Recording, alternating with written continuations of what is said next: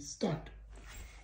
Hej, mit navn er Lidija. I skal bruge en elastik til det her, men jeg skal lære jer at lave det her.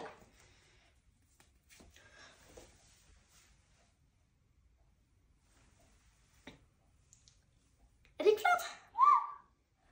Se, der er trin.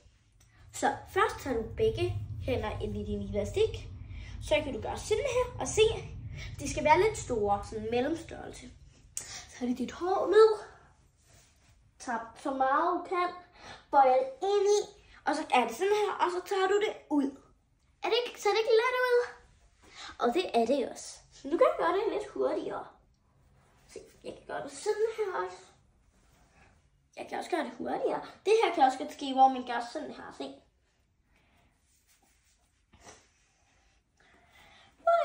Og så ryger de her måske lige ud. Og så får man det lige i hovedet. Men det sker tit. Men sådan er det bare. Og ses vi senere.